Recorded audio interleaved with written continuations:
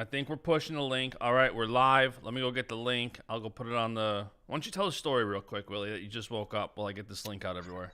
A story? A story, huh? Well, here's a story. I saw Leo DeLuca this weekend. Leo DeLuca's dad got me this sweatshirt a while back. Good Is that boy. a is Good that a boy. bribe for higher seeds? Yep, it's a bribe. It's actually. He said thanks for connecting us with Iowa. They would have never known that we were a good prospect until you told them. And I said, you're welcome. Are we doing a transfer portal show today in lineups, or should we just do the worst of the NHSCA emails that you got for seeds for third graders? Dude, that was man, that was a ride. That's why I knocked all the NHSCA seeds out before NCAAs, and I even wanted to do some content around it, but I just didn't have time. And then I received about 1,000 emails, and I couldn't get to them until after NCAAs. And the morning after we did our NCAA recap show, I woke up feeling like I got hit by a truck. Every year after NCAAs, I catch something, flu or something, and I felt like terrible. My eyeballs hurt, and I feel a little better now. But yesterday, I felt like crap, and I still had to go through 1,000 emails and update all the seeds, and got it done. But then went into a coma for about a day, and woke up to Dylan Palacio texting me, "Hey, jump in on this Bo Nickel conversation." And I'm like, I got a bunch of texts about it, but I have no idea what's going on. I woke up at 3:00 in the afternoon. All right, well, why don't you, before you rant, go retweet. I just tweeted the link. Go retweet it. We got people hopping in the chat. They want to hear the rant. Yeah, we're doing it live. Where are we? I'm gonna have to hit mute on it, so bear with me. There we go. Sequence season. Sequence season. What do? We some more fakes, more snaps, more fakes, more snaps, more stuff like that. Shout out to print those. Oh yeah! Shout out to Tony Rotundo and Ross Bendick of Wrestling Art. Ross, dude, Ross. I won't go on this rant today because you want to go on a rant. Ross had artwork for all of the champions that if they would have literally just copy and paste it onto a t-shirt, put it on an e-commerce store Sunday morning, and they would have just said, here, go buy this $25, it would have sold like hotcakes. Now we're already, 5 days removed from the finals, and look at how much, T-Ram, look at how much we're already on to the next news cycle. It is no longer about NCAAs with the one exception of a little Hodge talk. Aside from that, the whole news cycle is already. I was telling Bashada this morning, if you put up NCAA champs right now, NCAA champ t-shirts for any of the 10 champs, and put that side by side with Ross's Ono Penn State graphic, Ono would sell more shirts. This news cycle moves so quickly. Yeah. Hey, you know what? Too, we're immediately on to transfer portal, which is taking over massive acreage in the United States like a wildfire. But you know what we're not talking about? What are we usually talking about at this time of year? U.S. Open? Coaching changes. There's none. People keep hitting me up. What's changing? What's opening? Who's leaving? Who's getting fired? Who's this? Who's that? Bro, I got nothing. And I sort of predicted that. Like, people had asked me during the season, and I said, I don't think anybody's on the hot seat. I don't know anybody that's on the hot seat. I've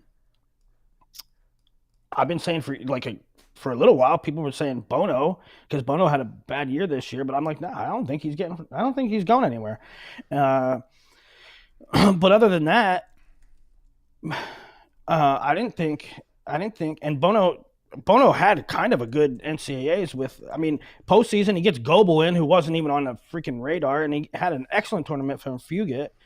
But I don't think Bono's going anywhere. I don't think there's a whole lot going on elsewhere. And part of that could be, some people would say it's a bad sign because athletic administration just doesn't care about wrestling, and they're not holding, some programs that are sort of underperforming, they're not holding them accountable, which has always really been the case. But in this era of rev share, where everybody's focused, all their efforts are focused on revenue sharing and revenue sports. They're not so much dialed in. They're like back burner. That other stuff's on the back burner. So that combination seems to be playing out where there's not going to be a lot of personnel moving as far as coaching changes. Now, I did hear, and this may or may not be true, and I don't want to start rumors, but I did hear some little murmurs that Jay Weiss at Harvard, who's been there forever, he might be retiring. So maybe keep that on your radar. Hey, Willie, Yeah. if I told you we had another Portal edition while we're prepping for the show, would you believe me? Believe me, the people I talk to say they just TJ Stewart now in the Portal. Oh yeah, yep. A couple minutes ago, they just say you just hit refresh on the Portal and new guys pop in there. And By the way, let's cover that real quick because I get a lot of questions, DMs of where people can watch that. The transfer portal is available for coaches only, but a lot of coaches basically just leak out and tell everybody here's who's in. This guy just entered, so you can go to Intermat. I think Earl does a decent job, a pretty good job at trying to keep people updated, or honestly just go on social media and you'll see it. But it's not a public list where you can just go and watch the portal. It should be public at this point. I had a couple people reach out and say, "Hey, I subscribe to you, and I wish you had a portal list." I do too, dude. I should have had one ready to go right after, right around NCAAs, and I just had too much going on. I mean, I should do it from now on, but there's a couple out there. I mean, listen, Flow has a list, Intermat has a list. Go to anywhere and they have a list, especially the big players. I got a graphic for all the big ones, but Flow and Intermat both have lists. So yeah, and that's why we're doing a show, because there's enough now to talk about. Well, there's a lot of different buckets that these kids fall into, and my rant is that, and I've said it before, but I don't think I've said it as loudly and as boldly and as pissed offly as I'm doing it now, which is the grass isn't always greener on the other side. And the fact that just the mere fact that you're getting in the portal after a disappointing season or a disappointing finish by your estimation, and your narrative is they don't have what I need, or they can't get me there, or whatever it is, I think that's in and of itself an excuse. And I don't think you're holding yourself accountable. And so there's buckets to these guys. One of them, there's a gang of them that just don't have a path to starting. And I get that. There's a gang of them that are senior transfers with graduates with a year of eligibility. And I get that. But there also are talented guys that really could have made the podium, they were bubble guys, and they didn't get it done. And instead of, my perspective is, instead of saying, did I do everything I could to make it? If I put in the work again next year, can I get up another rung? I don't think they're asking themselves those questions. I think they're taking an easier way out and saying, I just didn't have what it took to get it done this year for my program, and look at me, and maybe give me a payday, and I'm making an excuse, and I'm going to go somewhere else to a higher profile program. And I don't like that. But listen, suit yourself, do what you want to do. If you think that's the right thing to do, then do it. But I shouldn't even make judgment calls. I shouldn't make judgment calls and saying, you're wrong. You are making an excuse. You didn't put in the work. I shouldn't say that. You know what I should say? I should just simply say, I ain't betting on you going forward. I ain't betting on you. We have some in the chat that are asking if this is in reference to the Little Rock guys. Certainly, I think that's a bad decision. I think it's a bad decision. I think it's a bad decision for Jordan Williams. Listen, Nasir showed up on campus, true freshman AA. What better indication of a program can get you to the podium if you AA as a true freshman. This year he lost in the blood round. He lost to He lost to Evan Frost, who's a returning AA. It wasn't a great draw. If they wrestle that match a few more times, Nasir's going to win some of them. So don't leave a situation. I would never encourage somebody to leave a situation in which they are thriving in hopes that they can maintain that level somewhere else. I mean, Nasir Bailey, you were a true freshman AA. You were right on the cusp this year and a Pac-12 champ. You were a 3 seed at NCAAs. And you're going to mess with that formula because you think if you go somewhere else, you might improve? You're already at the top of the pecking order. You're basically transferring from what's knowable to us. You're basically transferring because you lost one match to Evan Frost, who AA'd last year. All right? And so I just would not mess with a good formula. I think whatever's going on in Little Rock with Nasir and Little Rock in that room is a good thing. They have a good thing going on there. How about Jordan Williams has his best season ever? Comes in, wins a Pac-12 title in a weight with 2 other ranked guys. Comes into the tournament as an 8 seed. It would have been much higher if he didn't have a couple hiccups early in the year. He looked phenomenal at Pac-12s. He comes up just short. This after a year in which not even a year, like 6 months ago, he was kicked out of Oklahoma State. Something's obviously going right at Little Rock with Jordan Williams and that program. You have a 157-pounder that just AA'd. A training partner that just AA'd and has another year to come back. You don't want to partner with him? You don't want to practice with him?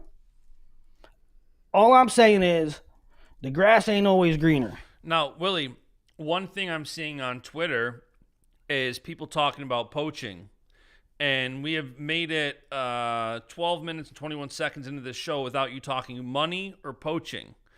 So it sounds like what you're saying is this is a lot more of wrestlers wanting to transfer for grass is greener purposes than I think when people see Nasir Bailey and Jordan Williams enter the portal today, they're like, poaching, hate this happening to a small program. Sounds like from what you're saying, this isn't really a case of that.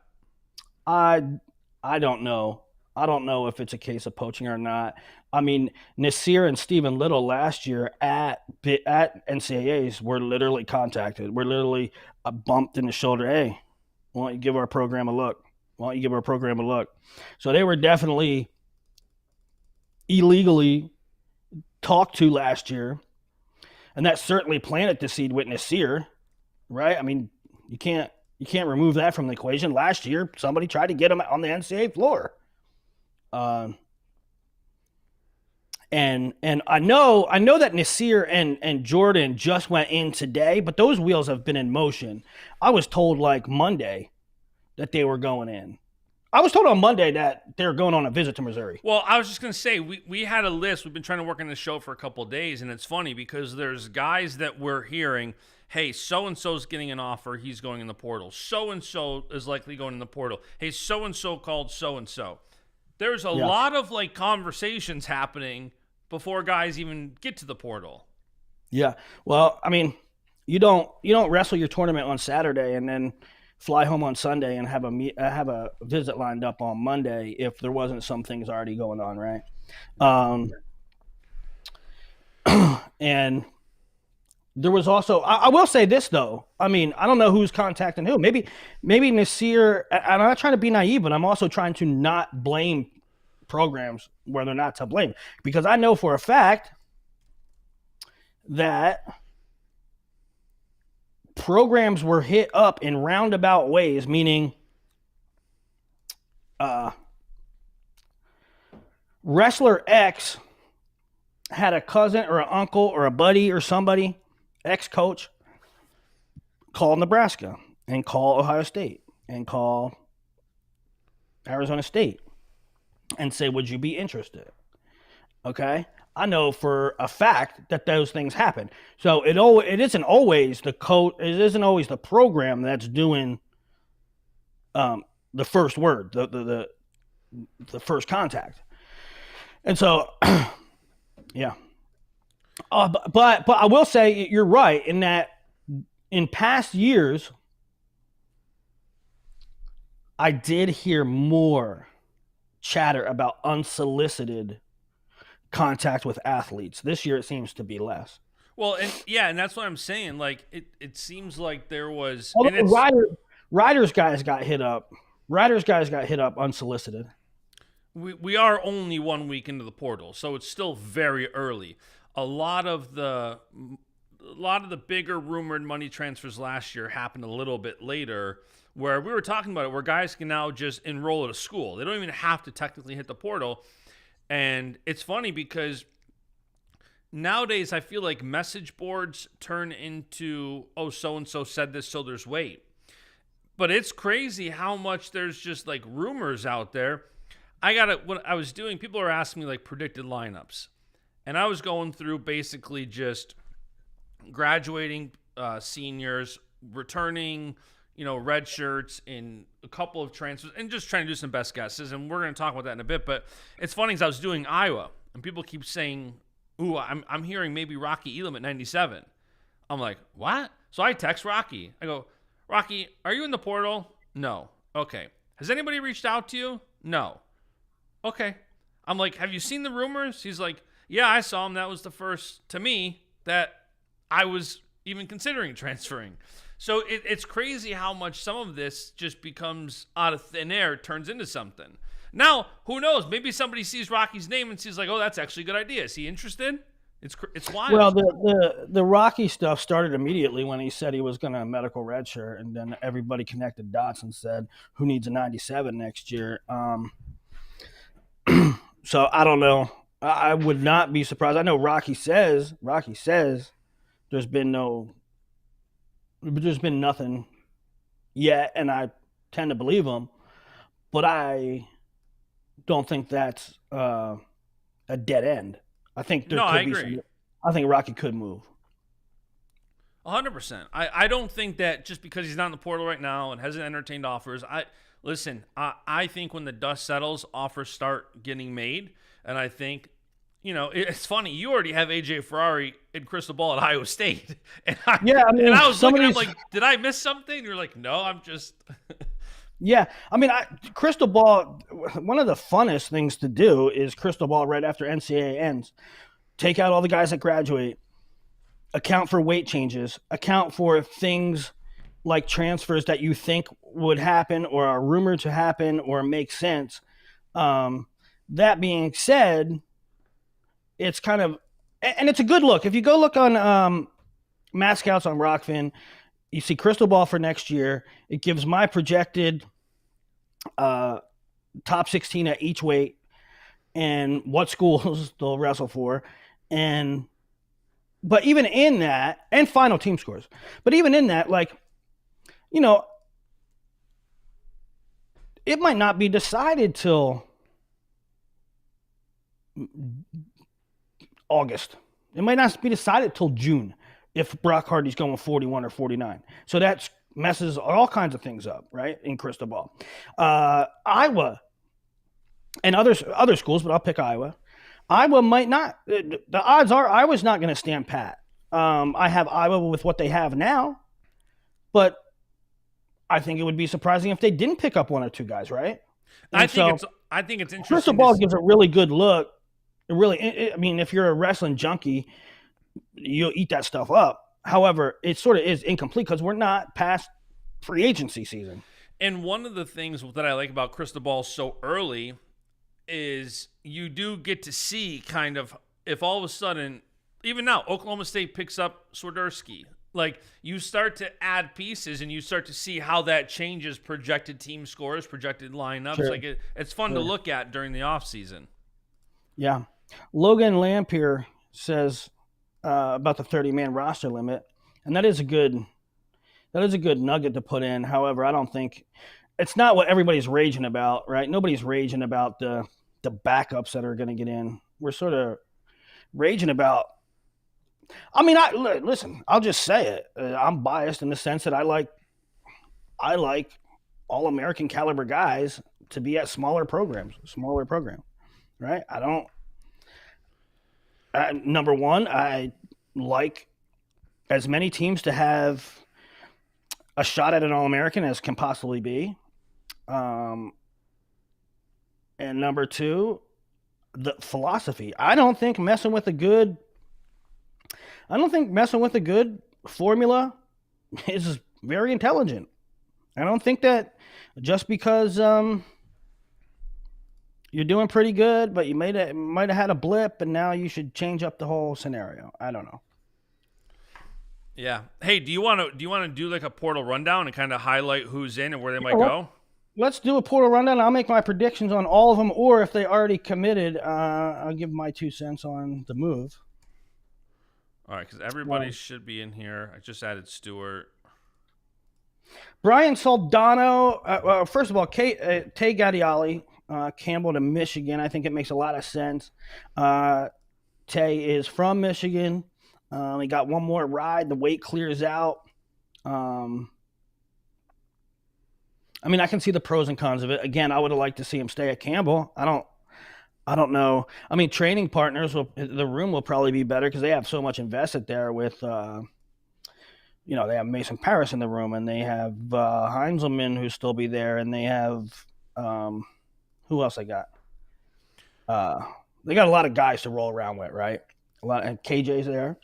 So I get it. But, on the other side of the coin, Tay is who he is. He's not a bubble guy, especially with the weight clearing out it was. He might have been better served at Campbell just staying fresh all year and not going through the Big Ten grind. I'll say that. Well, we were talking, too, about the number of – and we didn't get a chance to run the numbers, but if you look at it, the percentage of Big Ten to other conferences with transfers out is there's a big discrepancy there. Yeah, there ain't many relevant, impactful Big Ten guys. There aren't many relevant, impactful Big Ten guys in the portal, and I think that speaks volumes. Because those dudes know how to wrestle tough. Those dudes understand toughness and commitment and personal accountability. And those dudes ain't making no excuses. No, and ain't nobody transferring from Big Ten. Luke Lillidahl didn't say I was the number one recruit in the nation last year. I was the number one seed at Big Tens. I took third. Maybe I should look around. Maybe this program can't get me to the thing. I mean, what are we doing? Hour-long interview with Luke Lillidahl coming on Baschamania tonight, by the way. Just finished recording with him. I love that kid. Let's go through other ones. Brian Soldano. I thought the dude retired. Who retired? Him or Poznansky? Paz retired. Yeah. So again, let's take a look at. There's a bunch of Rutgers guys, but none of them are starters. So it's Soldano, Luke Gayer, Joey Fungaro. Right? All these Italians. Just look for guys whose last name ends with an O. Stop the anti-Italian hate. Christian Carroll. Obviously, we knew he was going to be. I don't know if anybody. I mean, somebody might pick him up. I don't know if the power programs will. He's bounced around a lot. I love Christian Carroll. He's bounced around a lot. I think Christian gets in his own head a little bit too much. If I was Christian and had the talent he had and had the frustrations that he's had, I would say, you know what? I'm going to go somewhere. I'm going to wrestle heavyweight. I'm not going to kill myself to make 97. And I get what I get. If I qualify, I qualify. If I take eighth, I take eighth. I'm just going to have fun. I love wrestling. I'll get my degree and maybe, wrestle 97 kilograms where it's more attainable, where I'm a little bit healthier at. That's what I would do if I was Christian. And I think some of the smaller programs should take a look at them, but I don't know. I think maybe the ship has passed by of the Iowa States and the, Illinois and the bigger programs, counting on him as an impact wrestler. AJ Ferrari is officially in the portal. We knew that was a likelihood. I think he upped his stock at NCAAs in the fact that he wrestled back hard. His interviews were, I don't know that necessarily you had to like his interviews, and I can understand if you didn't like his interviews, but he didn't say anything offensive. He was good. He was good dude. Um, and the fact that I think he got through the season without incident, I think major players are going to take a knock on him. I know for sure. There's a lot of people kicking the tires on that, and I think one of them will be Iowa State, reunite with Chris Perry. Makes a lot of sense. They have a need for it. They can go back to back with Ferrari and Younger Bastida. And I think another one that will certainly be in the mix is Arizona State. 100%. They're going to be making an offer. And I think North Carolina too. So I penciled him in at Iowa State in the crystal ball, but that's a guess. I think Chris Perry has a real good relationship with him, but I could see him going to Arizona State as well.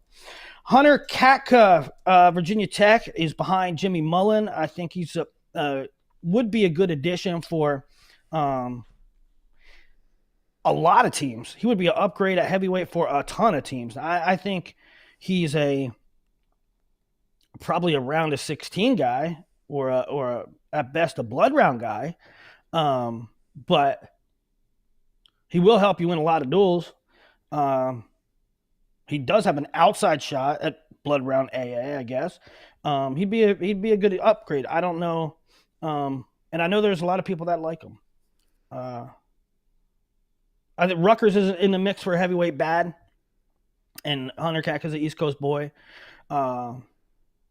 If you look at Nebraska, Nebraska really, and you see this in Crystal Ball, Nebraska really only has 2 holes. They have a hole wherever. Well, actually, 125 is unproven, but they have some prospects in there, and they have some prospects at 41, 49, but I don't think they're gonna count on that. They have Hockaday coming in, but he's a year away. But really, their only true holes are whatever Brock doesn't wrestle, 41 or 49. And then heavyweight with Harley Andrews, who didn't qualify. And so I think maybe Nebraska would kick the tires on that. I don't know. Nebraska's in need of a heavyweight for 1 year until Cade Ziola is ready. And Nebraska also, if you're talking crystal ball, they have some decisions. If Brock stays down at 41, then they need a 49. If Minto, who was super heavy at NCAAs, I went back to interview Minto after his one win, after he beat Barraclaw. And by the time I get back there, which was like 3 seconds later, he's putting on sweats. He's putting on sweats and saying, and asking Snyder, hey, coach, can I get somebody to roll with me? I mean, he just had the biggest win of his career. He makes the quarterfinals, gets into the semifinals, and without missing a beat, he's like, I got to go cut weight. Mm-hmm. Right? So if Minto said he will make 65 again if that's what the team needs, but there is a chance he goes up to 74, in which case they would need an answer at 65. Remy Cotton from Michigan State actually had a big win at NCAAs. I think he only ended up going 1-2, but he beat somebody good, like first, second round. This is what you have to love Willie, by the way. If you're everybody's watching this live, it's not audio yet. He's using brackets, printed brackets from NCAAs, and he's gonna have on his desk for the next 3 months. And this is what you gotta love about Willie. Oh yeah, Remy Cotton. Who'd he do? What'd he do? This whole bracket got busted up. He went 0 for 2 at NCAAs. He did? Yeah. Then who was I thinking? I think maybe I was thinking of. I don't know who I was thinking of. Maybe I was thinking of Solars. Isaac Dean's in the portal. He also did an AA, but a really good season for Ryder. And listen, as much as I've been bummed about the Little Rock guys, I am bummed about the Ryder guys. David Zuba committed to Arizona State already. So, I mean, I know that hasn't been put out. Nobody knows that except David Zuba and Arizona State, but that happened. And so they're going to lose their heavyweight. They might lose Isaac Dean. They might lose Colton Washleski, who didn't make the tournament but should have. He should have got a wild card. And so I don't know, man. I think Ryder does a lot with little, and it really bumps me out to see guys leave that program. I think more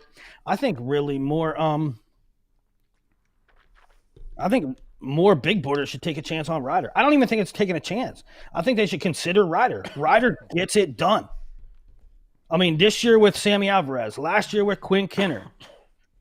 A couple years ago, they had a finalist out of nowhere, right? Della Vecchia. And so, I don't know. I'm bummed that they're losing these guys. David Evans from Penn State, who has quietly had a pretty solid career, close losses to really good guys and a couple signature wins. Could he be a guy like that fills a need at 49 for, say, a Nebraska or somebody else that really needs a 49? A North Carolina, now that they lost Lackland. Alex Facundo, I think it's best for Alex to wrestle 65, maybe even 74. I know North Carolina is in the mix, but I think it's really Michigan. But now wouldn't Michigan, he have to go 74 if we went to Michigan with Bo and Brock? No, Michigan, I think he'd have to go 57. Michigan, I think he'd have to go 57 because you got the Mantanonas who are coming. Right. I thought they were 57, 65. Are they 65, 74? Brock grew like a weed. I think he's going to be 74. I messed it up in Crystal Ball and had him at 65 and Bo at 74. And I was texted by a Michigan insider and said, Willie, you probably want to flip them because Brock got really tall. So I do think that makes sense. I do think Alex would have to go down there. Now, Oklahoma State would make a lot of sense. He could be 65 or 74. You probably see Braden Thompson at 84, although some people are saying Cody Merrill well, he did this year. He certified at 84, and he could wrestle there. I think probably their best lineup would be Braden Thompson at 84 and Merrill at 97. However, I'm told that could be flipped. But that being said, Facundo would have a clear shot to start at one of those weights, 65, 74. Joey Fongaro, Luke Gayer of Rutgers, Louis Gill of NC State. A pretty tough kid. It's hard to stick around when there's a national champ with 3 years eligibility left in front of you. Bryce Hepner from Ohio State. Chase Horn, a couple years left at NC State. Hunter Mason at Virginia Tech. He was a top 50 big boarder. So was Horn. Lachlan McNeil. Now, here's a really interesting one. There were two rumors on Monday night that got to me that were making circulation. One was that Nick Feldman called Penn State, which I'm told did not happen. I'm told that Nick Feldman would like some more workout partners, but not that he's looking to leave. So what's true, what's not. There was this rumor going around on all kinds of message boards, on all kinds of text messages. Feldman's interested in Penn State, but I'm told that didn't happen. The other one was Lachlan McNeil's in the portal, and I'm like, that can't be true. He's like this with Ramos, and turns out it was true. And the other thing that was weird about it was I had called Tony and asked him about the Spencer Moore being in the portal thing, and we talked through that, and Tony did not. That was Monday night, and he didn't say anything about Lachlan. So I thought that was a bad rumor. It turns out it was not a bad rumor. Now, Spencer Moore, the Spencer Moore situation is, and Spencer Moore was really good this year. He had wins over a lot of All-Americans, but he has 1 year left.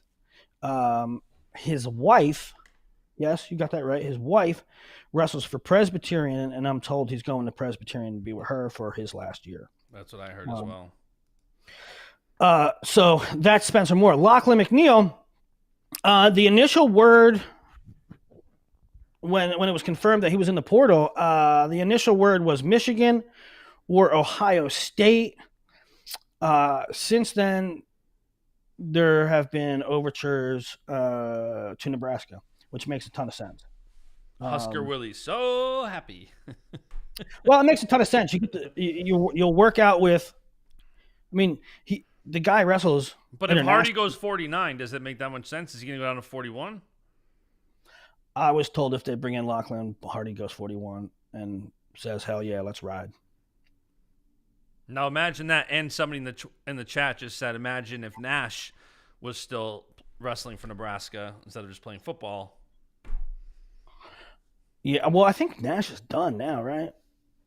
I don't know what grade he is, but for Nebraska, yeah, and if people got on me, there was even people saying, I even got a tweet that I always lowball Nebraska and that I hate Nebraska and I'm a Nebraska hater. But that's not the case. The case is I have them low in crystal ball because if Minto goes 74, then what does Pinto do? Does he go 84? And then in that case, LJ Araju sits on the bench. LJ Araju is going to be really good. He's going to be really good. He's going to be an AA contender every year. And Silas is going 97. McDaniel is redshirting. They still need a heavyweight. But if Minto goes 65 and you plug in Lachlan at 49 and you go Vandy, All-American, Brock Hardy, returning finalist, Lachlan McNeil, 3-time AAA, Antrell Taylor, returning national champ, Christian Minto, returning fourth, 74, LJ Araju, who I think is a great prospect. He was number 14 or something on my big board. Lenny Pinto at 84, 2-time blood rounder this year. Silas Allred at 97, returning All-American in a weight that cleared out. That they're on the podium. Forget about it. They're going to be on the podium again. And so Lachlan makes a whole lot of sense. That's a dream come true for Nebraska, but it's also makes a whole lot of sense for Lachlan, who wrestles internationally. His training partners would be national champion Ridge Lovett, national runner-up Brock Hardy, perennial world teamer James Green, Peyton Robb. That makes a lot of sense. Yeah, I mean, you're 100% spot on there. You got Peyton Robb. It's a tough, good room for him to train in. Yeah, he's taking a visit there next week. Billy Meisner, Spencer Moore. We already talked about Dragon O'Reilly, NC State. Isaiah Poe, who had a pretty good year last year. This year only wrestled 3 matches. I think he was dinged up or something. I like that kid, Isaiah Poe. He has a bunch of brothers that are also really good. I think. Is he related to Edgar? Edgar Allen. Yep.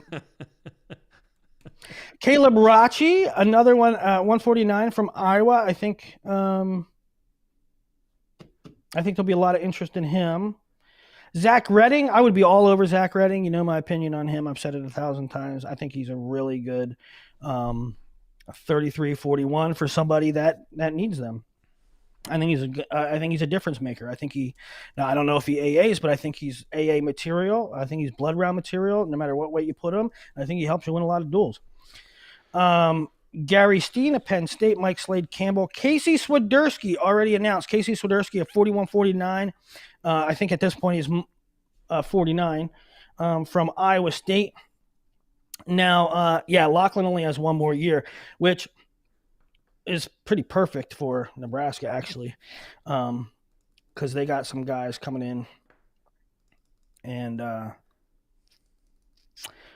they should be all right after that. Casey Swiderski is really interesting, and I didn't think it would. As soon as the Casey Swiderski rumors started, and they did start like pre-NCAA or mid-NCAA, everybody said Okie State, and I was like, nah, I don't think so. And I was wrong on that one. He ends up committing to Okie State, and I don't know if I completely understand it. I mean,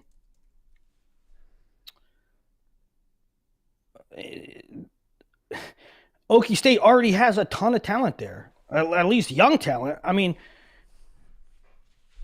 they might need a 49. They might need a 49 for 1 year. And then what happens?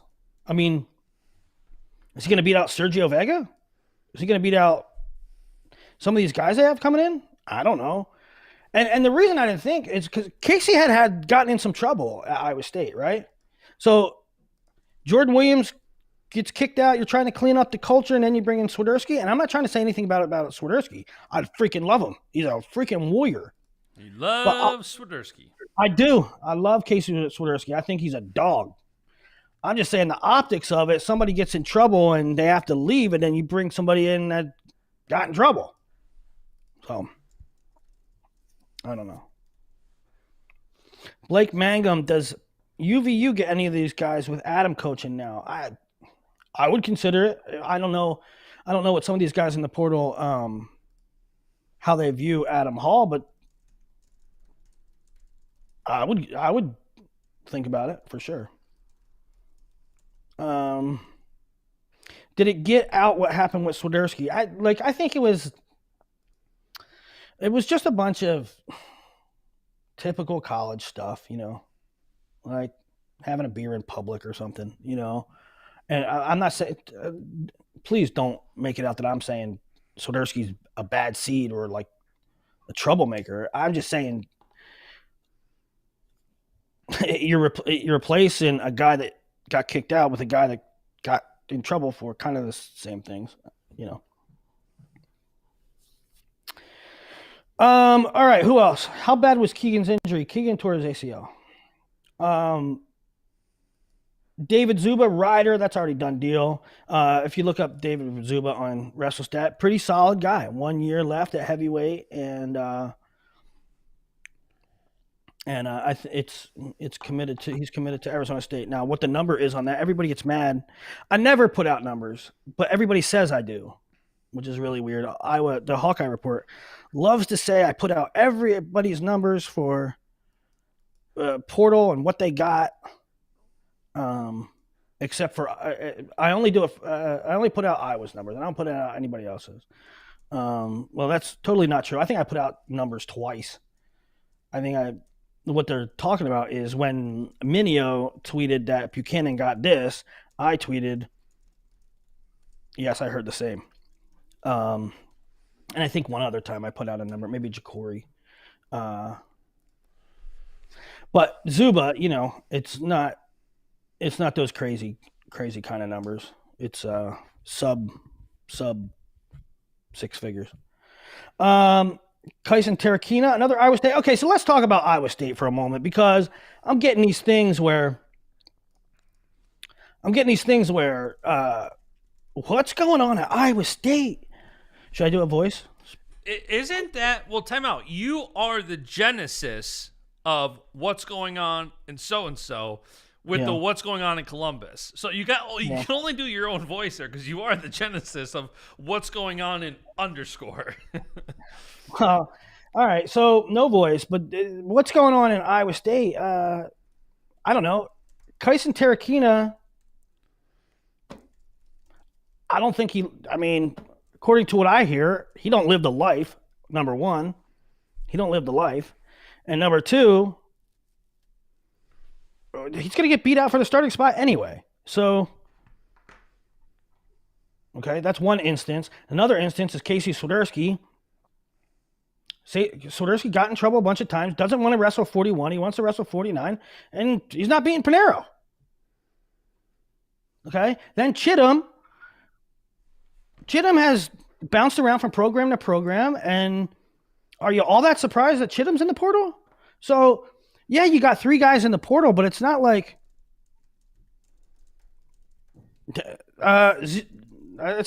it's mass exodus of guys that are high point scorers. I don't know. I think people are making way too much about this Iowa State thing. Colton Baschamania coming back. That's right. Right?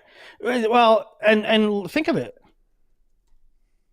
I don't know what to do with Iowa State, especially in that crystal ball. Evan Frost cannot make 33 anymore. Okay? So he's going 41. Where his brother, Jacob Frost, was an All-American. Then you got Echebendia. Then you got Pinero Johnson. And then you would have had Swiderski. So, I don't know. I don't get it. Now Chittum, I don't know. I don't understand. Some people are saying, "Oh, Chittum's getting in the portal because they're going to get AJ," and I don't think it's that at all. At all. I think Chittum wants new scenery, and I don't think it's about AJ.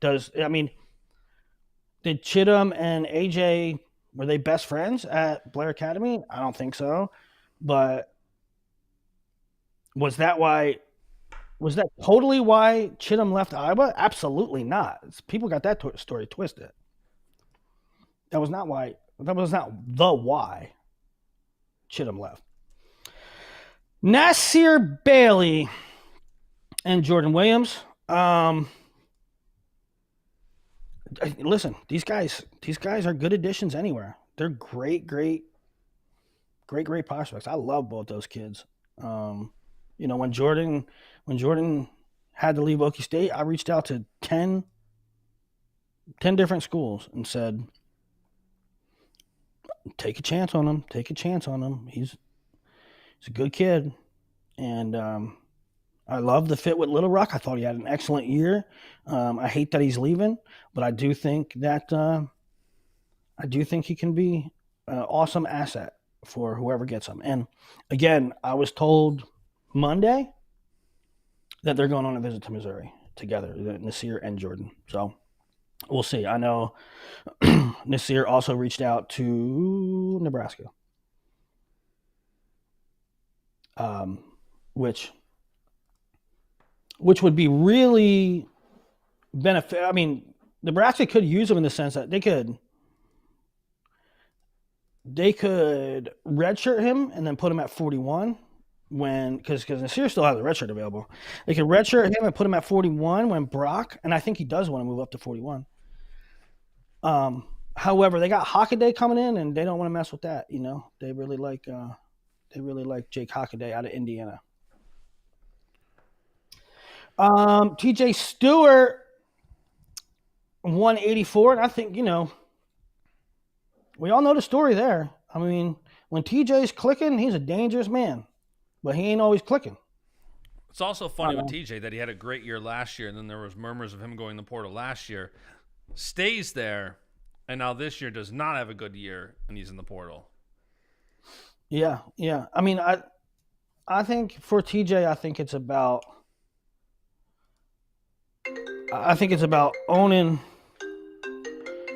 about owning it. I think TJ, if you're doing the right things, if you have accountability, if you're hitting your marks, I'm doing this right, I'm doing that right, I'm all in. But my feeling is, my impression of the situation is that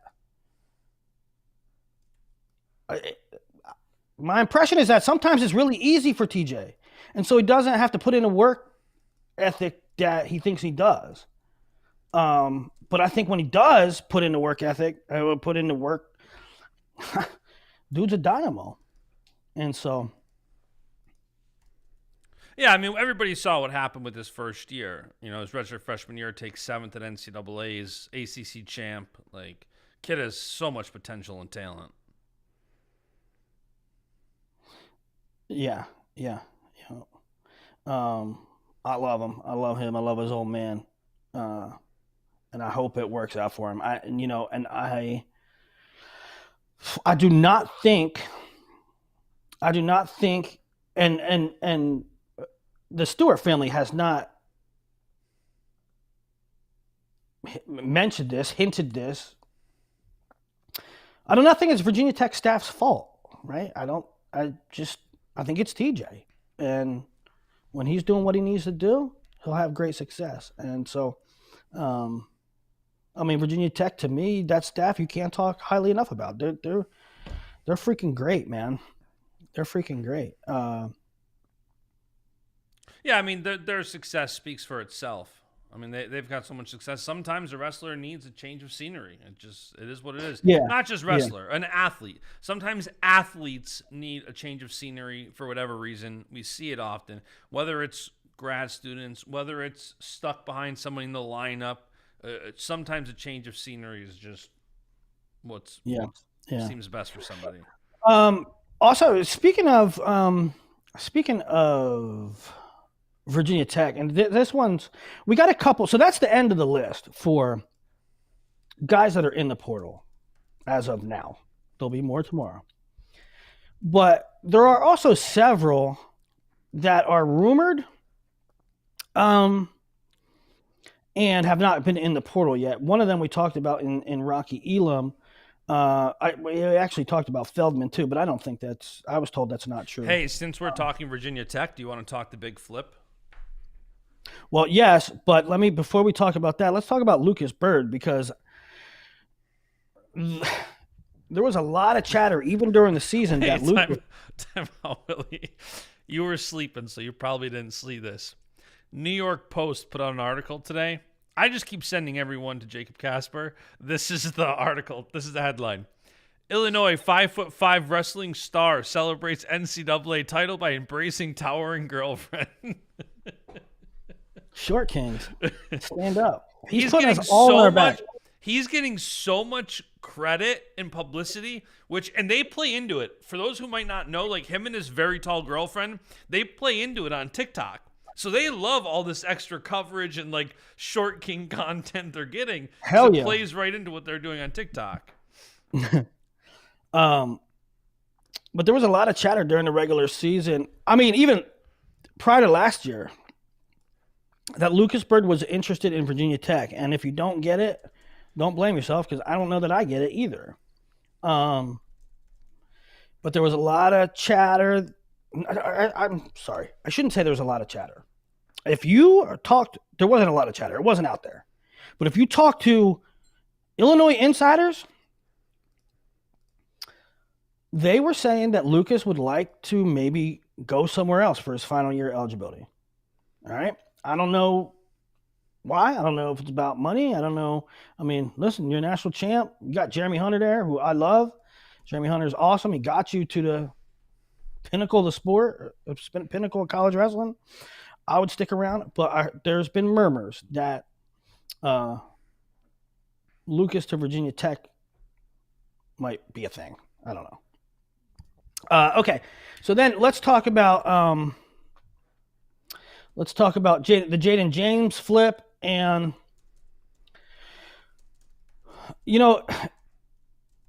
everybody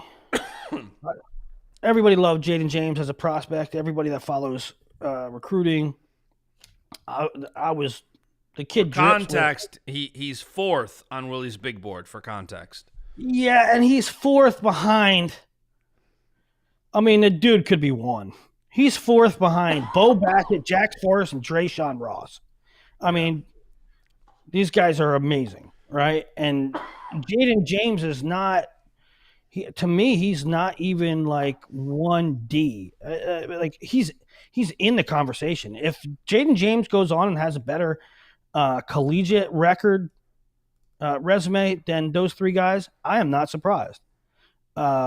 He drips with potential. He's young. He's super young for the grade. I mean, he's still a freaking cadet. He's still eligible for Cadet Worlds this year. When Bo and Jax were out of eligibility last year, Drayshawn's out of eligibility this year for cadet. So that tells you how young Jayden James is. And man, it really hurts for Virginia Tech to lose him.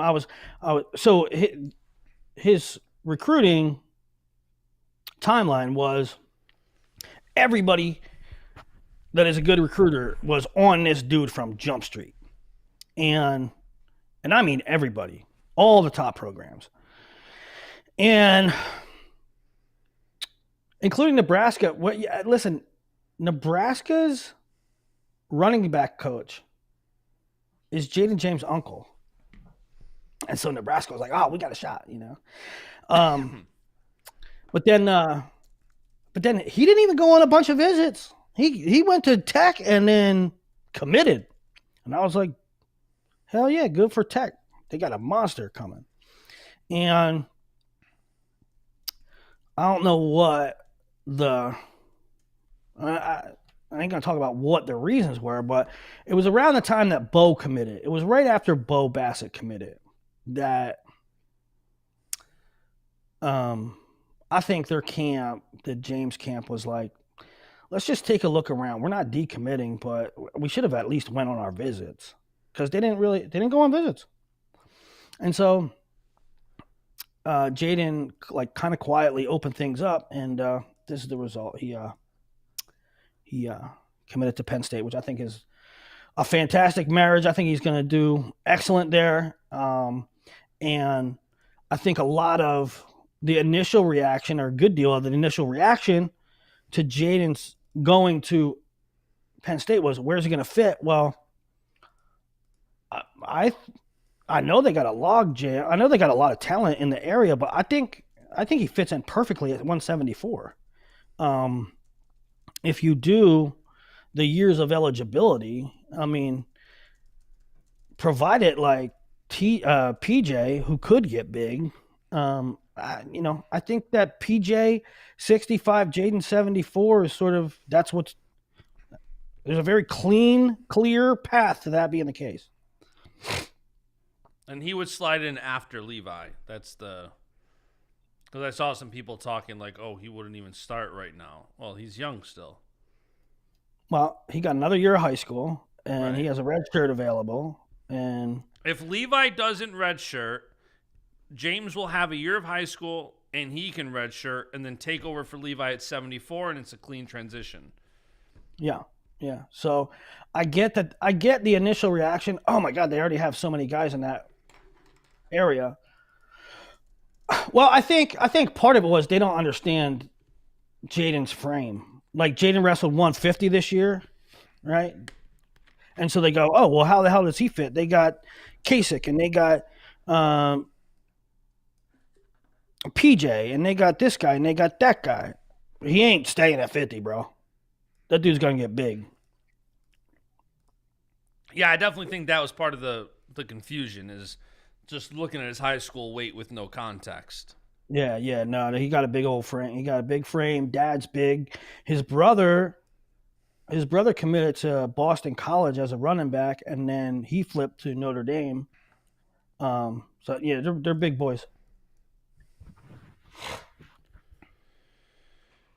Well, that's a poor rundown. Now, I mean, people are talking about Asher and Will Henkel. Yeah, I think Will is probably going to be 84-97. I don't think that Will. I mean, Will could right now maybe wrestle 174, but I don't think in 2-3 years. Will, his dad is a mountain. So I think Will's a little bit bigger than that. So I think Jayden fits in pretty perfectly. Yeah, I gotta agree. And what else you got, Bash? Well, it really depends. We're an hour in. I want to do crystal ball. I also want to talk some projected team lineups. Yeah. So you want to talk a couple projected team lineups? Yeah. Hey, one thing though that I learned at NCAAs, I forgot to mention on the show. I was talking to before we get into lineups and stuff. I was talking to Josh Moore at NCAAs, Cleveland State head coach, and I said, Josh, do we have a shot? Do you have a shot to save it? I mean, like, if wrestling people rally around Cleveland State, are we spinning our wheels for nothing, or do we have a shot? And he said, Willie, a week ago, I would have told you no shot. Like, do what you can and try to help us out, but it's a long shot. He said, just this week, one of their state senators or congressmen wrote a bill to say, hey, wrestling's one of our best sports in the country. Cleveland is hosting NCAAs that is projected to inject X amount of millions into the local economy. I'm starting a bill right now to fund Cleveland State's men's and start a women's program as an act of the state of Ohio's Congress. Mhm. And so, bro, I thought it was a lost cause, but if there's legislators doing that stuff, in the next couple of weeks, we gotta do our part, Bash. We gotta do our part and I'm down. However I can help. try to put some kind of social media push together to try to help any way we can. And I'm not saying I make any difference or you make any difference, but we got to give it our best shot, right? Yeah, Drew Blocks has been doing a good job of keeping people updated. I saw him; he posted a video of what was going on with the potential bill. So yeah, there's a shot. It's good to see that. It's good to see that they're not dead in the water yet. Yeah, it's excellent. I mean, that was to me the best thing that anybody could say was, yeah, there's a congressman behind us. When I Right. heard that, I'm like, okay, that is the best thing I could hear.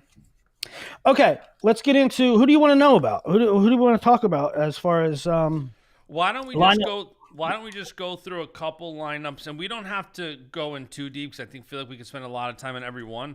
But I would Yeah. say let's just rattle off some of like the top 5, top 10 schools. Why don't you start with Penn State since they're the returning champs? Give me your Penn State projected lineup for next year.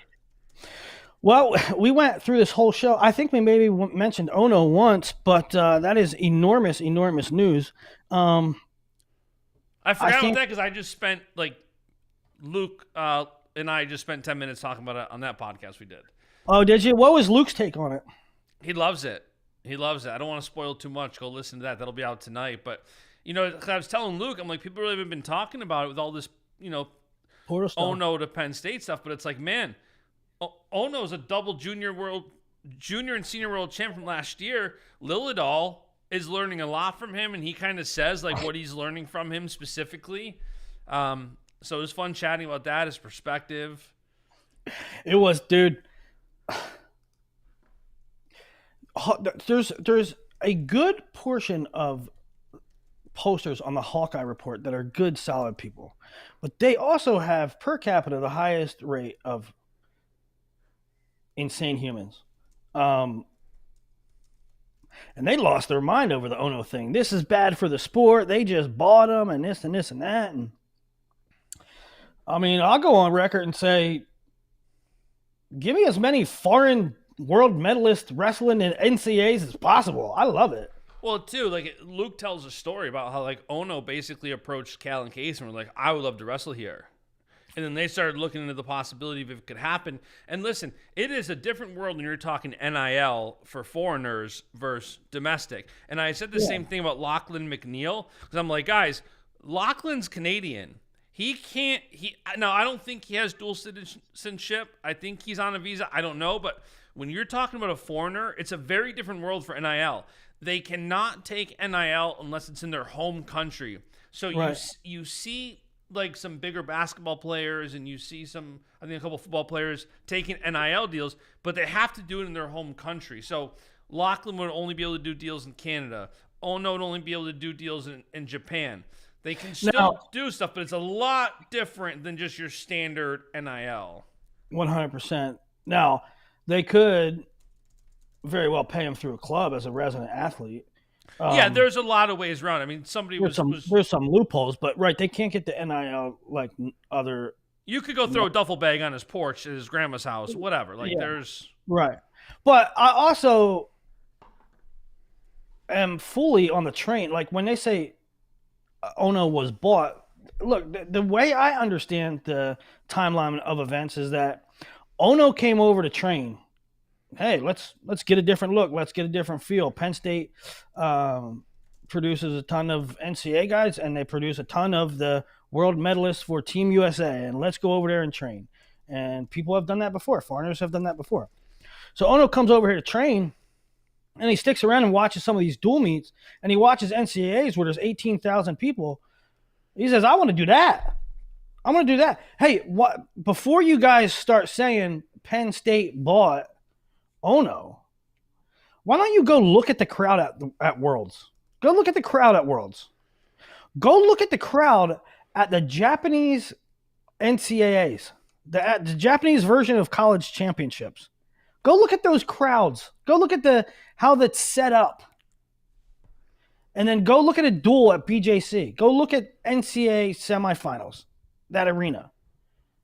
Is there any? Well, by the way, I posted, Right? it's funny because Luke said that it was before even Big Tens that Ono told the team, like, guys, I really want to stay here. I want to enroll. I want to take classes. I want to compete for Penn State.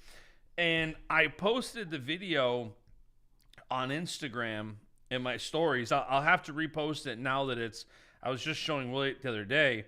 But now that he's staying at Penn State, it makes so much sense. And listen, yes, I got that one dead wrong. Willie and I did a show on Sunday, and I'm like, Ono's not competing for Penn State next year.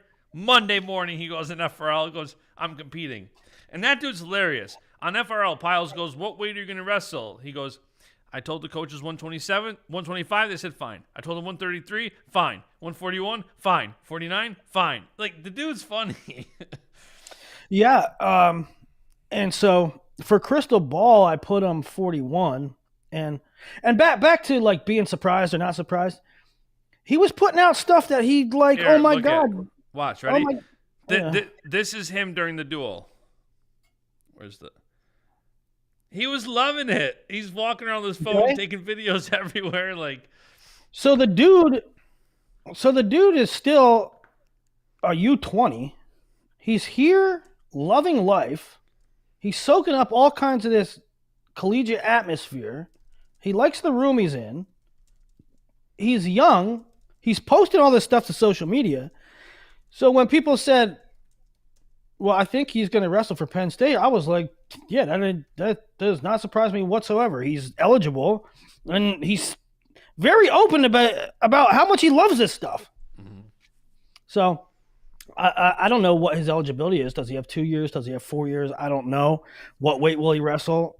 He just straight up said he don't know. He said yes to 125 to 157.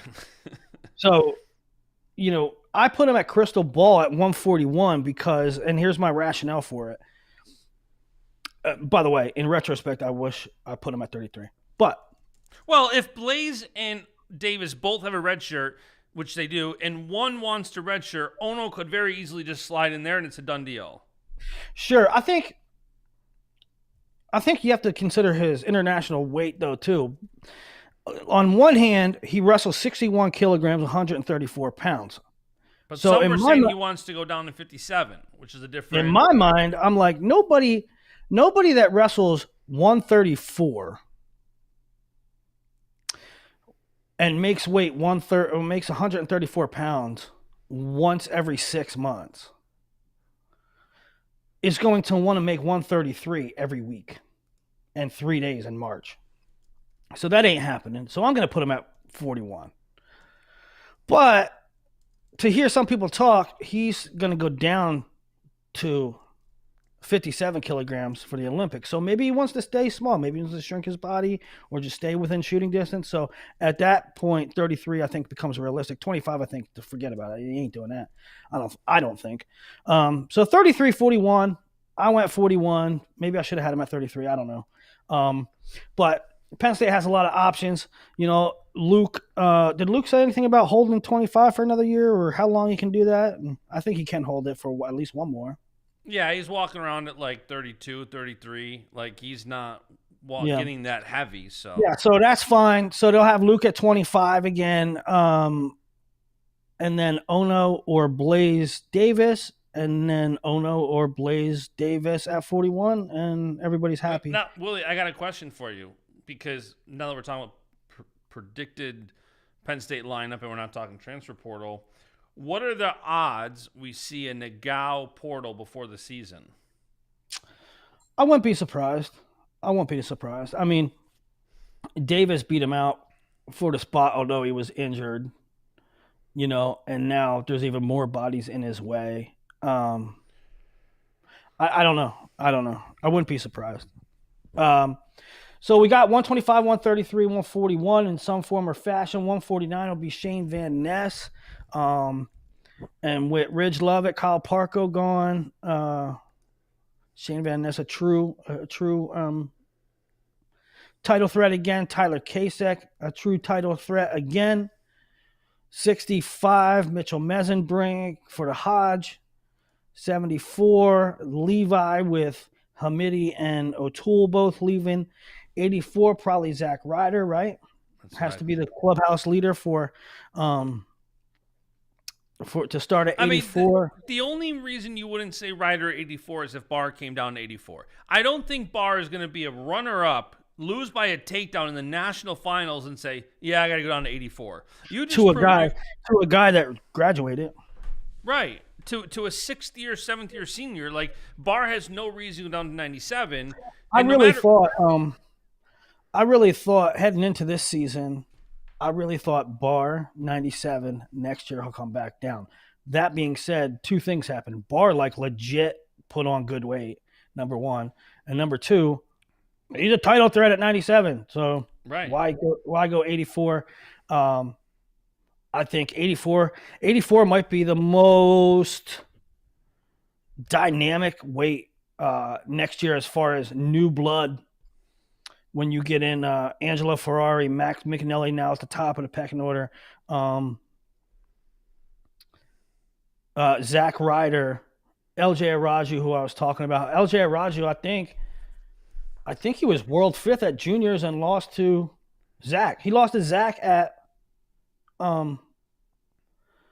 Pan Ams, Junior Pan Ams, and Junior Worlds. Now, I'm not putting LJ on that level, but he's another good new guy. In Crystal Ball, I think I have like 4 or 5 of the All-Americans are red shirts. Let's see. This is how I have Crystal Ball. Mickinelli 1, Angelo Ferrari 2, Welsh coming off red shirt 3, Aiden Sinclair coming off red shirt, Zach Ryder. So a lot of red shirts coming in. Sinclair doubling up at the Open. 86 juniors, 92 seniors. Yeah.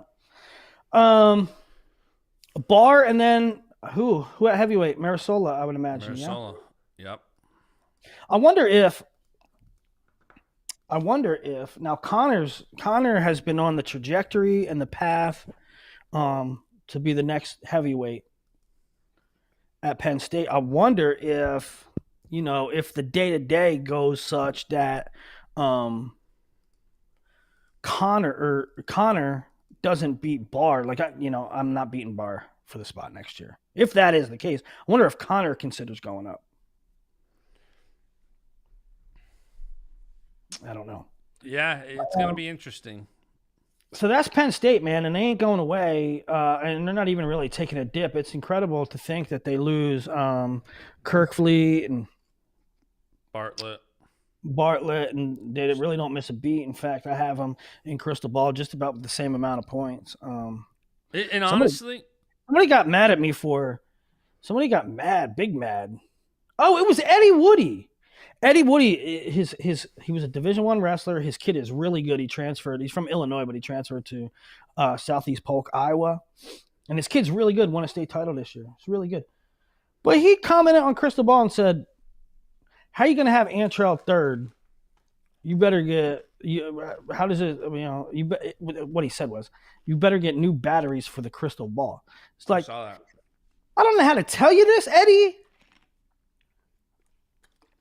But you don't always place what you did last year. I don't know. So, I mean, I have Kasich winning it, Shapiro 2, and Antrell 3. Now, Antrell is the returning champ. He could very well win it. That's not my prediction. Sorry. All right. Let's do Nebraska, since Nebraska's honestly one of the easiest lineups to predict because they only lose 2 guys. Yeah, it's pretty easy, and they were on fire at NCAAs. Now they do lose Caleb Smith at 125, and the contenders for that spot at 125 are Cale Lauritsen Nebraska homegrown kid, and pretty tough. And Alan Kaler from Minnesota, both are coming off redshirt years. So big shoes to fill with Caleb Smith leaving two-time All-American. 133, Van D is back. And he's back, but 133 really gets a shot in the arm. It's not, you think, okay, I made it All-American. I'm going to be in the All-American mix every year. Well, he could be, but it doesn't get any easier because you could have a guy like Ono in there. Crookham back. Crookham back, right? It gets even deeper. Now you might lose. Oh, you get Davino, right? You get Davino. I think Davino is going to win that spot. I'm pretty sure Nick Bouzakis is going to try to make 25.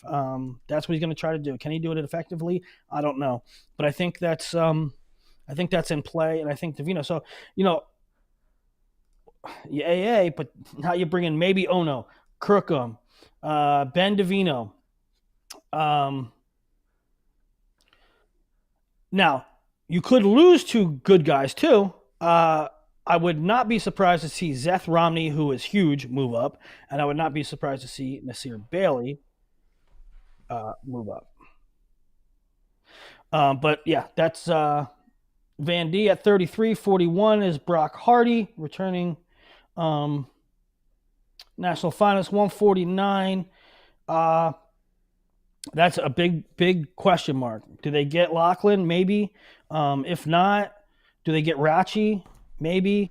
If they get neither, do they who and they have some talent. They have some talent on their roster at 49, but nobody that screams, hey, I'm a huge difference maker. I'm a lock to be, an All-American type. And what's funny is that they lost Styles the year before, right? They could really, really use Styles. Yeah. And they lost him because he would have had to be behind Ridge or Antrell. So 49 is the question mark. 57 will be Trelly, returning national champ. 65 will be either question mark or Minto. Minto, one of the best stories of the year. But he was fourth as a freshman. But just like at 133, 165 is going to get an infusion. I think you're going to see Joey Blaze move up. You're probably going to see D. Lockett move in as a true freshman. Max Brignola, who had a fantastic year for Lehigh in redshirt, he's going to be in the mix. You could have Facundo starting there for somebody. Bo Mantanona again. Ethan Burden out of Ohio State, probably in the lineup this year. So no rest. No, it doesn't get any easier. 174 will either be Minto or Pinto or LJ Araju. Pinto blood round this year. 184 will be Pinto or Araju. Silas Allred's definitely moving back up. 197 will be Allred. Heavyweight, I don't know. Cam McDaniel's redshirting. They have like a top 25 prospect in Cade Ziola, whom I'm really high on with his frame and athleticism. But he certainly needs a year or two to fill out. So heavyweight, they have Harley Andrews, who just missed qualifying. So McDaniel's going to redshirt next year? Yes. Makes sense. Yep. Who else we got? I mean, Iowa. We want to talk about Iowa. Yeah, let's do Iowa. I was filled with uncertainty. I mean, right now you have Joey Cruz, but he's a little undersized, and man, I love that kid, but I don't see him scoring a whole heck of a lot of points at NCAA. So do they go after somebody at 125? If not, now, do you think Leo's DeLuca's redshirting then? I would. And do you think that the Figs is that? Because maybe Leo goes there. I talked to Leo at NCAAs. We didn't really get into much. I was on the subway with him and Drew Ayala. But we didn't really talk about it. Now, maybe Leo goes in there and says, Coach, I want to start. and I'm going to start right now. Maybe that's what happens. I don't know, but let's take a look at 25. Do you think? I thought Figs for sure. Now it sounded like it was a done deal, and now all of a sudden it sounds like it might not be such a done deal. Dude, that anymore. could be its own show. It certainly could be its own segment on how the portal guys from last year affect the way teams approach portal guys this year. I mean, Right. Are you paying Figs a bunch of money? I ain't. Right. I'm sorry. I love you, Richie. But by the way, I don't even think you're going to get the fan pressure. Like, we got to go get Figs. We got to go get Figs. Because even the fans are like, well, slow down. We just spent all this money allegedly for Teamer, for Parko. They end up getting injured. They were not 100%. They didn't really do much for us.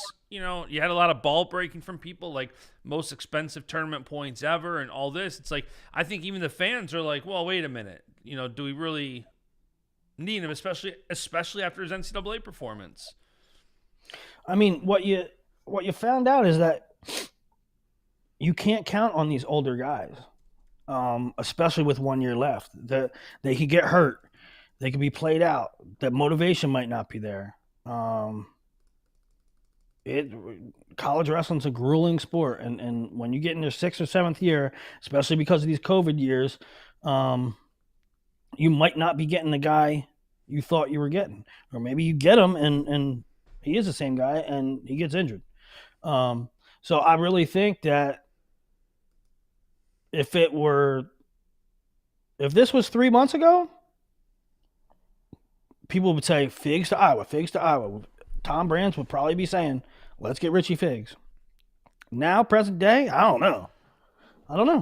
I was laughing because he put out a tweet that basically, I can't remember it, but a little in code, but it was basically like, I ain't going nowhere. Tempe is home. You know, and I'm like, okay, Teamer said literally the same thing last year, so that means nothing. But when did he say that? That was a few months ago, right? No, Monday.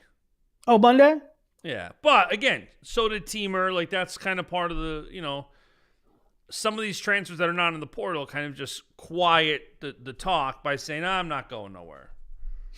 Ja'Cory Teamer was in Tempe like 2 days before Iowa had classes.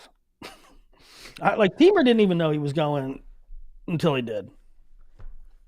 He was at an Arizona State team dinner.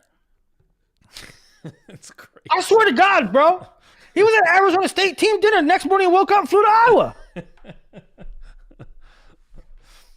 All right, 133 is an easy one. Drake Ayala back at 33. Contender at 33. 41. I don't know who their 41 is. Who's their 41? I don't know if they have one. I had a big question mark in there because I'm like, this seems to me like a spot they'll go to the portal. I mean, right now they have, Shriver graduated. Ryder Block. Ryder Block got to go up. Jesse Ibarra, like they don't really. It seems like Ryder Block got to go up. I think Ryder Block could be a thing. I truly do. But he cannot wrestle 41. That's not going to work. 49, maybe even 57 for Ryder Block. But I don't know. Would it be crazy if Iowa went after Nasir and Jordan Williams for 41, 49? Not at but all. I think though, I am kind of high on Miguel Estrada. So I was just going to say the 41. I don't know what they're going to do at 49.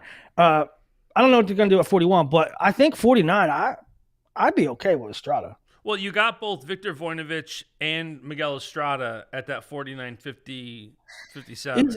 Is Victor a 49 though? Well, he was in their lineup at 49 this year, but I don't think he wrestled a single match. This year? He was listed like in WrestleStat at 149, but I don't think he ever. Victor or Kale? Victor. That's interesting. I mean, actually, they're both listed at 49. I think. But Victor didn't wrestle a match, so. But I mean, his last three. I mean, last year he was at 49, 8-5 at 49. Yeah, I don't know.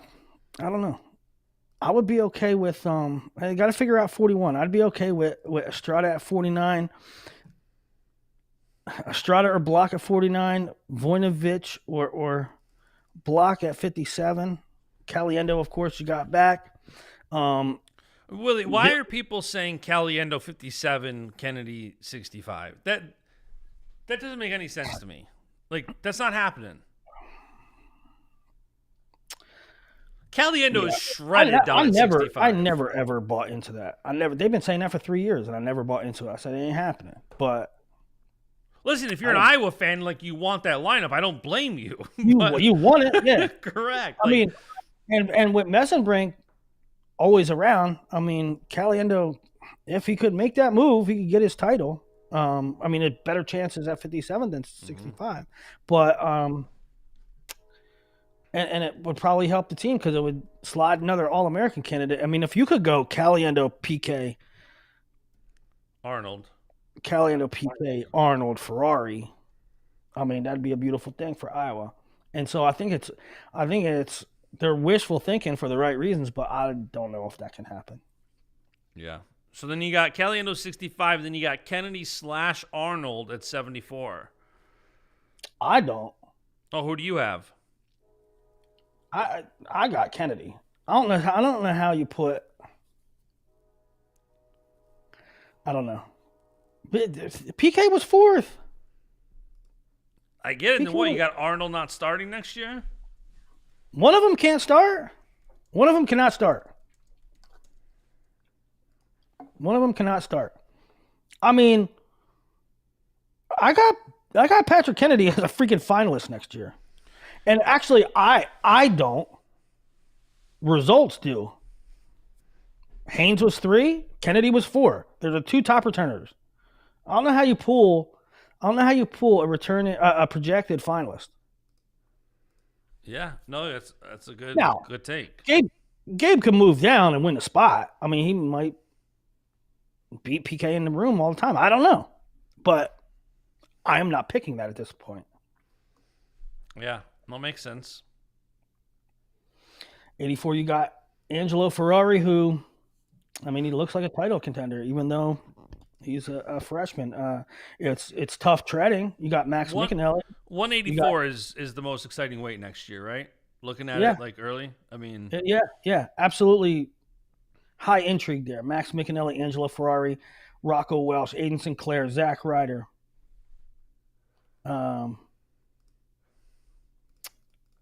And then you got some incumbent talent, Bennett Berge, Braden Thompson back, Jackson Smith,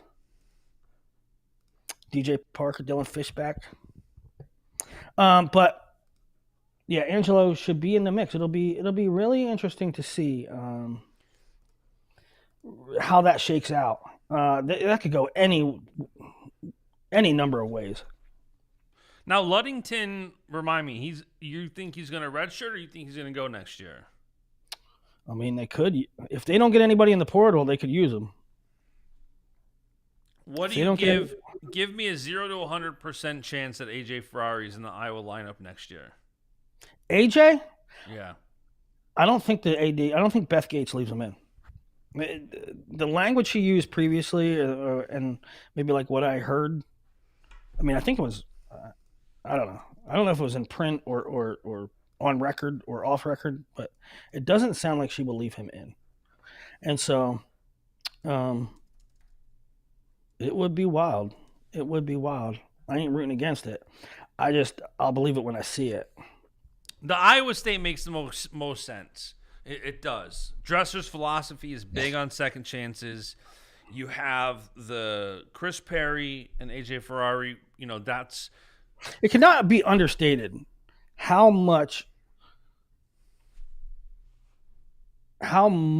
close Chris Perry and AJ Ferrari were that true freshman year. Yeah, it helped AJ win a national title. I mean, it's undeniable. So yeah, and then you got Keeter, and we talked about it in a previous show. But Ben tweeting back to football, and so I don't know. I don't know if he just wanted his fans to know he's coming back to football. I don't know if he meant the hell with this noise. Wrestling sucks, right? Or like, well, I think the reason, my interpretation of it was the year before he took off of football to only focus on wrestling. Now I think he's going back to doing both. So it's like, okay, I gave the just focus on wrestling a year. Now I'm going back. Yeah. Yeah. Yeah, and what does that mean? I mean, I thought actually I was going to say Ben made big jumps at the end. He didn't make big jumps. He was the guy I thought he could be, despite Hawkeye fans being frustrated with him. They were hard on him. Yeah. Yeah.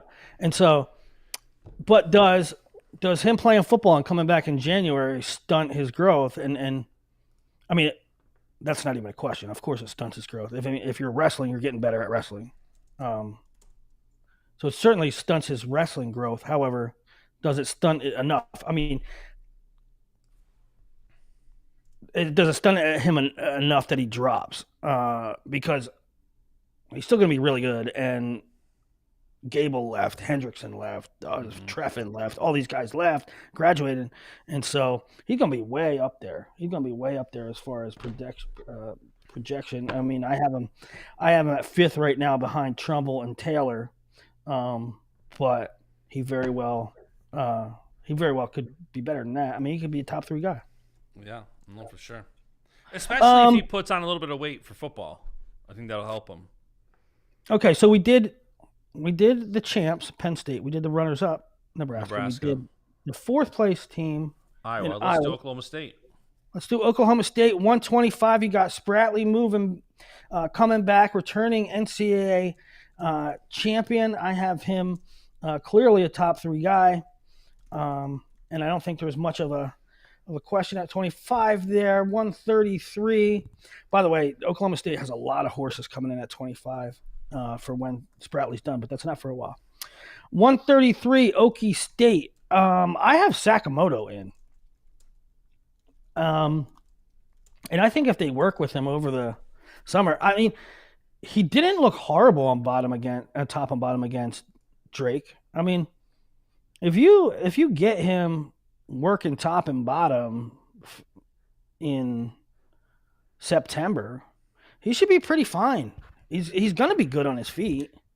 So I have Sakamoto as the starter. I think he'll beat out JJ McComas. I think Cale Hughes cannot go 33. I think he needs to go 41, and I have Cale Hughes as a starter at 41. That meaning. I have taken Jameson moving up. You know, we had the underwear gate at Big 12s for a reason. I mean, Tegan Jameson was cut. He was pulling some weight. I think he needs to go 49. So I got Spratley, Sakamoto, Cale Hughes 41. And you had Jameson at 49 until Swiderski just announced he was going to Oklahoma State today. I mean, are you going to stick with Jameson, you think? I don't know. I think that's a toss-up. You take Swiderski all day? No, it's tough to say. I mean, he could be. I don't know. Swiderski, I mean, tell me who he can't beat. Waters, Lackland, Styles, Webster. I have Jackson Joy for Cornell 7th. I think he's going to be awesome. I think he's going to be a revelation. I don't think it's interesting. So where my mind was going is that you had Swiderski AA this year and Jameson didn't, but Jameson was down at 41. Swiderski AA'd last year. That's what I mean. So Swiderski AA at 49. He ate at 49, so. didn't he? Yeah, let me look. Yeah. So yeah, maybe edge to Swiderski. Now listen, I know taking Jameson getting better and better and wrestling with that coaching staff, who obviously is doing great things there. It's like and not cutting your balls off. Right. Know? You go from underwear gate to wrestling a bit more your weight. Like yeah, I mean,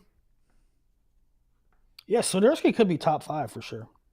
So Hughes, Swiderski, Jameson, 57.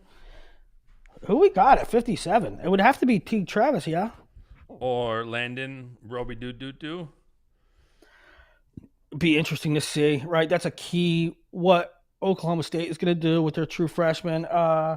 They got so much talent coming in. Robidoux is the number one guy at his weight. Sergio Vega is the number 2 or 3 guy at his weight. Let's see who they got. You got to do. I told you this offline too, but you definitely have to do. You did last year a great set of articles in April, like looking at the future of this program and that program, and you had a spreadsheet of the next 5 years, and it's crazy how much it's changed. Not just obviously guys graduate, but how many commitment flips, and this guy hit the portal, and this guy's no longer there, and this guy changes weights, and right. One weight change can set off a chain of events. But yeah, I think if they go with Robidoux, no, say his name the way you want to. Robidoux? Yeah. How do you want to say it? Add all the extras in. Well, I think it's pretty straightforward. It's Robidoux. Yeah, but you added a couple of doughs extra last time we said it. I did. You kind of sang it, yeah. Oh, Robidoux or something you did. Well, I think you were getting cutesy. Him or Teague Travis. Yep. So then 65 is D made it public. He wants to be the starter at 65 next year. And I was talking to Bashad about this earlier. It's like D said, he posted a post, I think on Instagram, like 2026, 165-pound national champ. But also, plans can change. And if all of a sudden, come the fall, the coaching staff is like, we really think you should redshirt, and he gets on board, like, I think a lot of these guys want to compete. A lot of them don't want to. I talked to Lilliedolfer about that for a while today, like whether or not he was going to redshirt and this and that. And so it'll be interesting. I would want to. If I was D, I would want to. So let's just say for this, D's in at 65. Who do you got at 74? Portal? Probably Portal. Unless, I don't know. I should have Oklahoma State's roster, but they don't have anybody really coming in at 74 otherwise. What do they had this year? Yeah, it would have to be Portal. They got nobody. Braden Thompson at 74 was a disaster. He was pulling too much. Mm-hmm. So it'd have to be Portal or I don't know. Maybe they wrestled D in a couple. One of his 5, it's 5 dates at 74. I don't know. They're hurting at 74. They need a Portal guy bad. 84, I think will be Braden Thompson, and I think he'll be pretty dang good. With the caveat that there's some people saying Merrill could get down there. So I think either way you look at it, I think it's 84-97 is Thompson and Merrill. And then heavyweight, they have Doucette. But I also wouldn't be surprised if they went after a Portal guy at heavy. And that's Oklahoma State, and that might change. As we talked about on the last show, like with how much they did this year with transfers, I really think that they're going to be attracting a lot of top talent, and it's clear that they want to sign these guys. They signed Swiderski as one of the first signings out of the portal this year. It's March 26th, and they already got him. All right, Willie, I got a fun one for you. Okay. Another team will do a fun one. A team you have projected top 5 with a killer lineup, right in your home state. With Lehigh. Oh, Lehigh could ball out, dude. I definitely could be overshooting here and over projecting, but Lehigh, I think they finished 12th this year or something like that, around there. But Lehigh could really ball out if they have Sheldon Seymour at 25, returning All-American, beat Lilliedol. If he's a top 8 guy. If he gets back on the podium, that's significant points. 33 with Crookham, he could win the damn thing. I think his floor is probably 5th. So significant points there. 41, Stanich was an AA at 125 a couple years ago, and he is a dog. He's a dog, and I don't. 141 is not after the first 3, right? You got Mendez, Hardy, and Ono if he's there, or Blaze if he's there, or potentially Braden Davis. But you pass that, then you got guys. Aiden Valencia I have up there. CJ Composto, Stanich beat 2 takedowns to 0 this year. So now you're looking at the first 3. The first 3 should definitely be on the podium. 49 will be Kelvin Griffith, who he probably won't be on the podium, but he puts up a lot of bonus. He led the country in pins this year, but against top tier guys, he has to break through. So Kelvin Griffith at 49, 57. Logan Rosinski, who went 1 and 2, and I talked to the staff, and they said 100% he's going to be back at 157. There's no problems cutting weight. He went as a true freshman this year and had a fantastic year. Does he get on the podium? I don't know, but he's going to qualify, and he's going to score a couple points. Really liked his season. And then Max Brignola, I currently have pegged 7th. He was like, where the hell did this kid come from? He's 18-0 this year. Yeah, and tell us what he had a couple really good wins. Nico Ruiz. So early in the season, he did awesome because earlier in the season, he beat Brock Montanona 8-6. He beat Ethan Byrd, Ohio State. He teched him 20-5. Ethan is as tough as nails. That's a huge one. Then he beat Nico Ruiz. Then he beat Derek Fields. Then he beat Julian Ramirez. I mean, killer. Right? Killer. Nobody's November. talking about this kid. Nobody's talking about this kid. I currently have him 7th, and like guys like him, Cam Steed, Garvin, Facundo, Scholes in that tier. And so if they can get him on the podium, that would be huge. 74, it would probably be Rylan Rogers. 84, probably Caden Rogers. Not a ton of points there. And then 97 also not clear what's going to happen there at 97. So 74, 84, 97 they really need to work on. But heavyweight, they have Nathan Taylor coming back, and Nathan Taylor was projected All-American this year. He got injured, and with the amount of kids that graduated, I think he's clearly in AA contention going next year. And so right now I have Lehigh with 5 AAs. It's I don't know. Hard to see why. I have Lehigh in 5th place with 5 AAs and 65 points. Now, that's a lot of points from Crookham in a very deep way. There would be no shame in him taking 5th at that weight, right? And he goes from 22 points to like 13 points. So that's a big hit. So my point is that I don't know if these guys can put up as many points as I'm projecting them to, but they have the potential to. Yeah. Yeah, for sure. So those are the top 5 projected team scores next year. You want to maybe save a couple more, and then next week we'll do a couple more? Yeah, we roll them out, and especially like revisit some as Team X picks up. There's a couple more that are interesting to look at, but we're already about almost 2 hours in. But, I was starting looking at Minnesota, Ohio State. Like, these lineups are so interesting. Yes, Ohio State's going to be good. Ohio State's going to be better than you might think they would be. All right, let's just run through Ohio State real quick.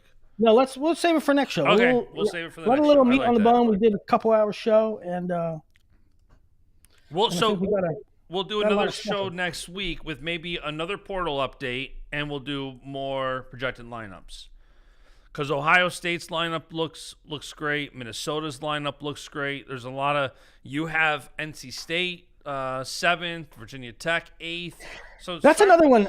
Minnesota too. They have some money. I mean, they don't have buckets and buckets, but they have more than most. And if you look back at the last 2 years, you had them. Your finish was. We could also maybe next week we'll do crystal ball because you got to make some updates after all these. But you had Minnesota pretty low, and when I was looking at their lineup, I'm like, I didn't go through it yet, but. Well, I think my point is I think they'll pick up some guys. I mean, they brought in Askey before. They paid a lot to Gable. Now he comes off the books. Now, doesn't Sparks? I'll save it for next show. We'll talk Minnesota next show. All right. Because I was going to talk Askey and Sparks, and can Sparks get a medical red shirt, and does Askey have one more year? And Minnesota fans say he's done, but well, that would be a curveball. I have Askey done, but who knows? Maybe he has another one. Well, and that's the thing is like these. Who's apparently has another one that I didn't put in crystal ball. I missed it. It was Luke Luffman from Illinois. I don't understand why Askey's done, but people are saying he is. He wrestled his 2021 year, and then he did a redshirt 2022, and then he wrestled 3 seasons.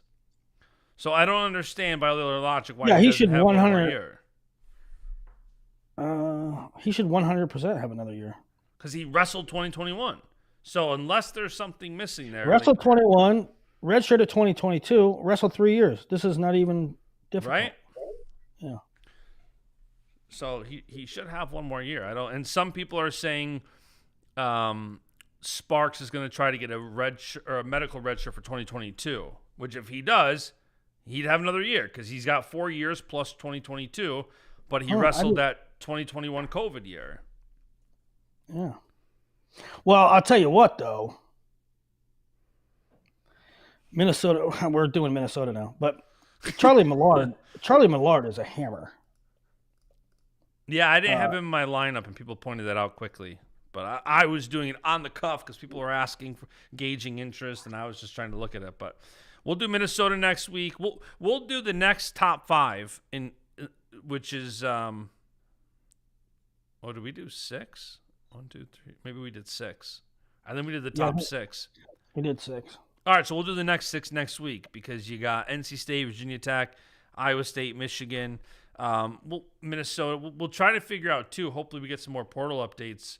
We could also talk a little bit about Cornell because I know people were at you at Cornell, and you're like, everybody's gray shirting next year. Yeah, everybody's gray shirting. Then they should start a run. I mean, not that they've, even in Cornell's bad years, they're good, but they're going to be back up serious threats for the podium. Yeah. All right. That's today's show. Go subscribe everywhere. We'll be back probably early next week with another portal update and more predicted team lineups, and we'll go through Willie's crystal ball. Go Bills. You got anything else? I'm gonna go. I gotta get this Luke Lillidahl interview up. This was a fun hour. Get it up, bud. Get it up. All right, go Bills.